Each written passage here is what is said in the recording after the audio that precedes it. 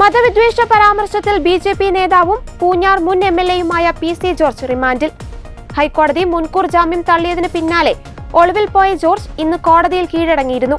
ഹൈക്കോടതി മുൻകൂർ ജാമ്യം തള്ളിയതിന് പിന്നാലെ ജോർജിനെ തേടി പോലീസ് പലതവണ വീട്ടിലെത്തിയിരുന്നു. എന്നാൽ വീട്ടിൽ നിന്ന് വിട്ടുനിന്ന PC ജോർജ് താൻ തിങ്കളാഴ്ച ഹാജരാകുമെന്നായിരുന്നു പോലീസിനെ അറിയിച്ചത്. എന്നാൽ സ്റ്റേഷനിൽ ഹാജരാകാതെ അഭിഭാഷകനും BJP നേതാക്കൾക്കുമൊപ്പം മജിസ്ട്രേറ്റിന് മുന്നിലാണ് PC ജോർജ് എത്തിയത്. ചാനൽ ചർച്ചയിൽ മതവിരുദ്ധ പരാമർശം നടത്തിയെന്നാരോപിച്ച് ഈരാറ്റുപേട്ട പോലീസ് രജിസ്റ്റർ ചെയ്ത കേസിൽ ജോർജിന്റെ മുൻകൂർ ജാമ്യാപേക്ഷ കഴിഞ്ഞ ദിവസമാണ് ഹൈക്കോടതി തള്ളിയത്.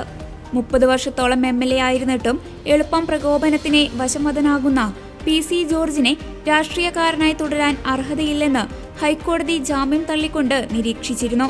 മതവിദ്വേഷ പരാമർശം ആവർത്തിക്കരുതെന്ന കർശന ഉപാധിയോടെയാണ് സമാന സ്വഭാവമുള്ള മുൻ കേസുകളിൽ ജാമ്യം അനുവദിച്ചതെന്നും അത് ലംഘിച്ചതടക്കം കണക്കിലെടുത്താണ് മുൻകൂർ ജാമ്യം നിഷേധിച്ചതെന്നും കോടതി വ്യക്തമാക്കി. PC ജോർജ് മുൻപ് നടത്തിയ പ്രകോപനപരമായ പരാമർശങ്ങളും ഉത്തരവിൽ ഉൾപ്പെടുത്തിയിട്ടുണ്ട്. ജാമ്യവ്യവസ്ഥ ലംഘിച്ചിട്ടും ഹർജിക്കാരനെ മുൻകൂർ ജാമ്യം അനുവദിച്ചാൽ സമൂഹത്തിന് തെറ്റായ സന്ദേശമാകുമെന്നും കോടതി പറയുകയുണ്ടായി. എന്നാൽ ഇതിനിടെ ഈരാറ്റുപേട്ടയിലെ എല്ലാവരും തീവ്രവാദികളാണെന്ന് PC ജോർജ് പറഞ്ഞിട്ടില്ലെന്ന വാദവുമായി മകനും BJP നേതാവുമായ ഷോൺ ജോർജ് രംഗത്തെത്തി.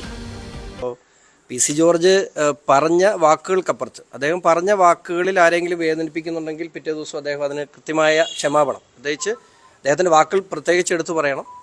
ഈ രാജ്യത്തെ സ്നേഹിക്കുന്ന ഇസ്ലാം സഹോദരങ്ങൾക്ക് ആർക്കെങ്കിലും അതുവഴി ബുദ്ധിമുട്ടുണ്ടായിട്ടുണ്ടെങ്കിൽ നിരുപാധികം ഞാൻ ആ പ്രസ്താവന പിൻവലിക്കുകയും ക്ഷമാപണം നടത്തുകയും ചെയ്യുന്നു എന്നുള്ള പ്രസ്താവന നടത്തിയിട്ടുണ്ട്. പക്ഷേ ഇവിടെ അതല്ല.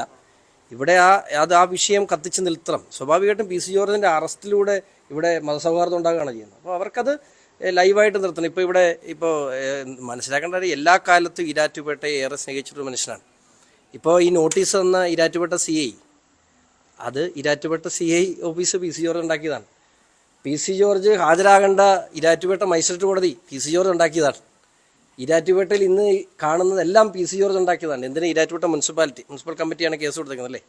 അപ്പോൾ ഈരാറ്റുപേട്ട മുനിസിപ്പാലിറ്റി ലീഗിൻ്റെ എതിർപ്പിനെ അവഗണിച്ച് PC ജോർജ് UDFിലുള്ള സമയത്ത് ലീഗിൻ്റെ എതിർപ്പിനെ അവഗണിച്ച് PC ജോർജ് ഉണ്ടാക്കി.